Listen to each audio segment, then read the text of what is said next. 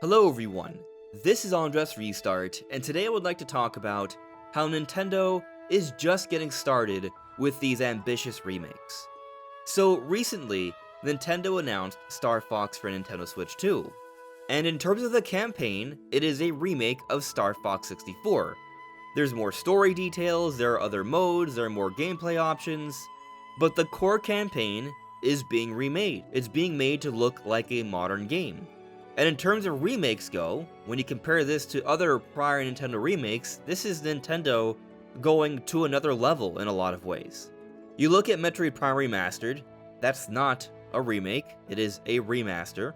And while it may feel like in the industry that these terms are interchangeable, there is a difference. When a game is remastered, it's building off of the original code and enhancing that, remastering it. Remaking would be starting something completely new. And what's interesting is that when you take a look at how Nintendo brands things, they're very clear here. Metroid Prime Remastered is just that, a remastering, and it's the exact same game. They built off the initial code, enhanced the visuals, and put in some quality of life updates. But then you look at games that were actually remade by Nintendo, and you might notice something here. The Legend of Zelda, Link's Awakening, the one that came out in 2019. The way they branded that game, there was no extra titling, there was no deluxe remastering or anything like that, it was just the original title. And Nintendo's done this a few times. They did this with Luigi's Mansion on 3DS, that was remade for the 3DS. They did it with Super Mario RPG, and now they're doing it for Star Fox. These games have been remade. Now, the thing about Luigi's Mansion, that was remade for the 3DS, which is dated hardware, even at the time it was dated. Super Mario RPG is a Super Nintendo title, and Link's Awakening was a Game Boy game. So remaking these games on Switch 1, yeah, they were nice, but they weren't exactly hardware showcases. They weren't pushing the abilities of the Switch 1. With Star Fox, on the other hand, this is a remake that arguably looks better than any other Nintendo title on the Switch 2 so far. And there's been a lot of conversation about the art design of Star Fox because it's so realistic, and a point I've been making over the last few weeks is that I think many people are taken back by the style because many people have become accustomed to not seeing realistic styles from Nintendo because over the last couple decades, Nintendo hasn't really had access to hardware that's been this cutting edge when it comes to graphical technologies. And so Nintendo now has a Switch 2, and when you also account for diminishing returns, we're starting to see a lot of impressive third-party titles, modern AAA titles on the hardware, running really well, looking really great. And a lot of them are very realistic games. And now we're seeing Nintendo themselves finally go back to a realistic style with Star Fox. So for the most part, it is a visually impressive title, and it's far more realistic than anything we've seen from Nintendo in many years. I'm not here trying to say that every remake moving forward is going to be realistic, but what I am saying here is that I do think, considering the circumstances, there are going to be more remakes along these lines. But there's another angle to consider here, and it's another reason to think why this is going to happen. You see, as hardware evolves, expectations increase. People expect more from game developers. They expect bigger games, more impressive games, with more things going on, more details. And so these games are getting bigger and more expensive and are requiring more team members and are taking longer.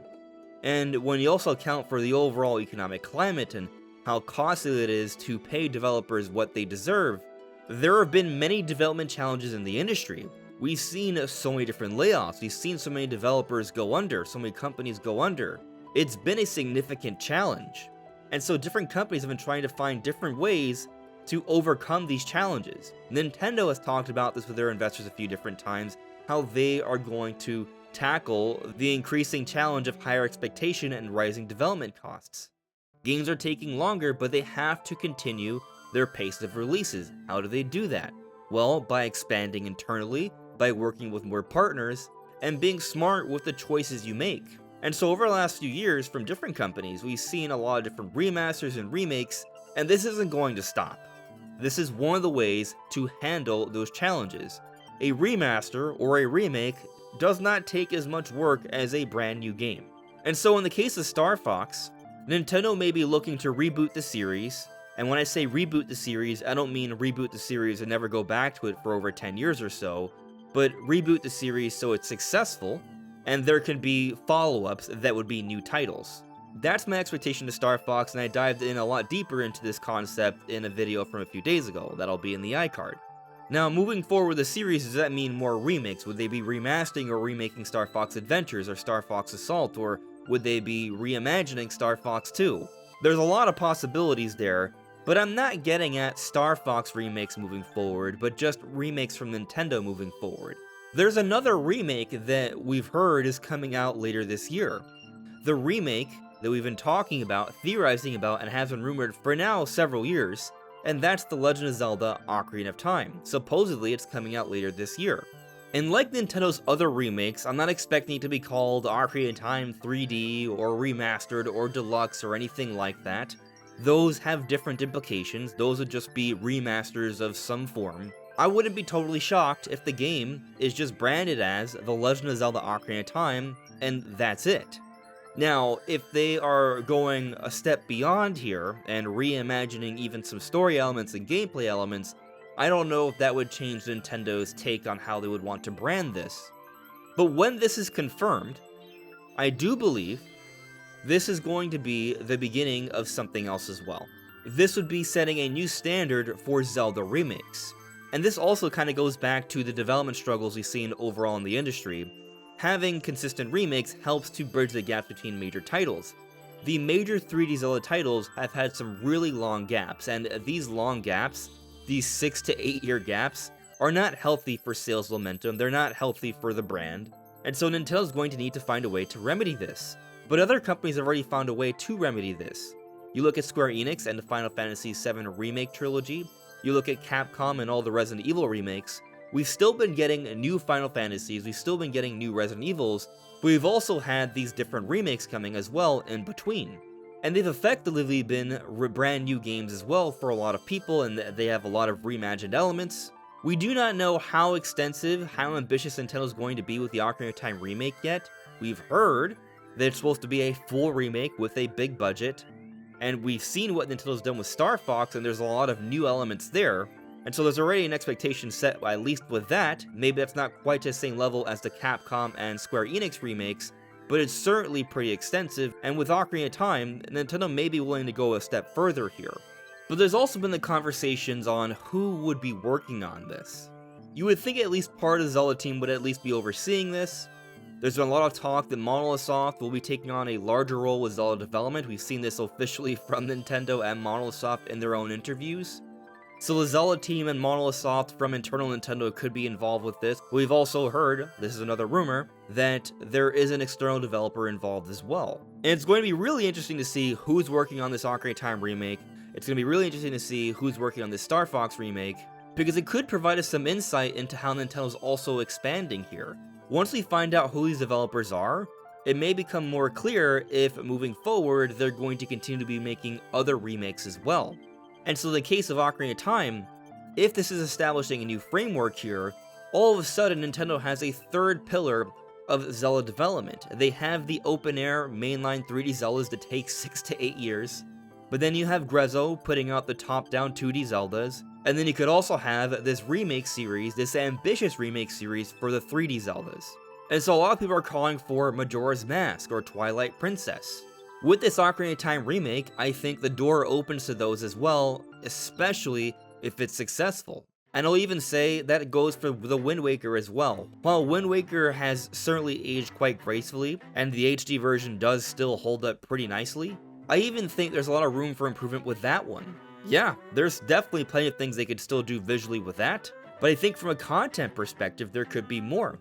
We know that Aonuma wanted to actually make a bigger Wind Waker. There were other dungeons planned and they never made it into the final cut.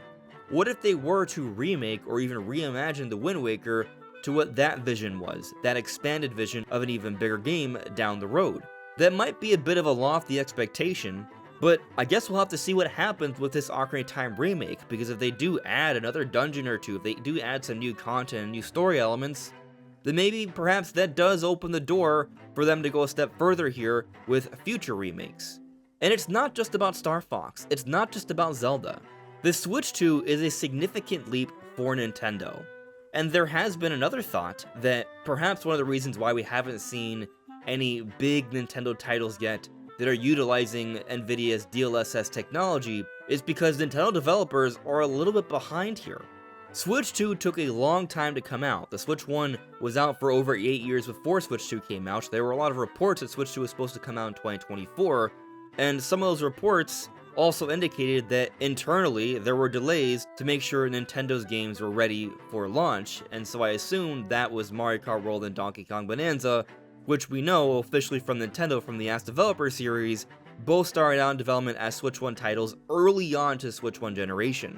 Which makes things quite perplexing. Why did it take them so long to have these games ready for launch? I'm sure they weren't in full development the entire time. I'm sure that has something to do with it. And I'm also sure the pandemic played a role as well. But with such a significant leap in hardware, Nintendo developers may be needing more time to catch up here. Another reason to have different remakes and such come out to help fill in the gaps as the Nintendo devs catch up. And so we're seeing Star Fox, we're perhaps going to be seeing an Ocarina of Time remake. There may be more. There have been rumors of a Super Metroid remake. And what's interesting is that some of these rumors are indicating this wouldn't be like a super ambitious Super Metroid remake. It might be pixel-based, which, again, that's just a rumor and not even one with a lot of backing, so I'm not saying to put too much stock into it. Just consider it as a hypothetical here. But if that were to happen, you would imagine that would be something done to give Mercury Steam more time to get the next 2D Metroid ready, a brand new 2D Metroid. But what other remakes could be on the horizon? Well, I think it should also be considered the various different remasters we could see, because that's not going to die out either. I think Metroid Prime 2 Remastered is still on the table. There were rumors of the Kirby Planet Robobot. Is that a remastering or is that going to be a remake? We shall see. If that ever materializes, there's also the Fire Emblem remake.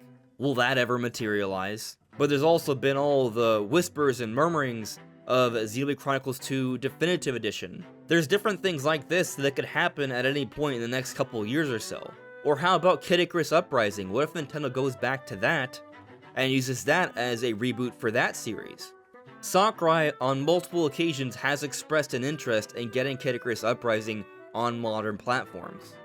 And this isn't rumored or been talked about by any developer, but I'm just going to put it out there.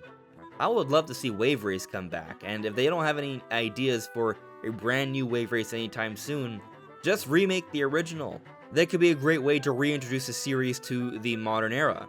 But what do you all think? What kinds of remakes do you envision Nintendo will put out in the future to help fill in the gaps and reboot some different series? Let me know in the comments below. This is AndresRestart. Thank you so much for listening and watching, and I will see you all really soon. Take care. Bye.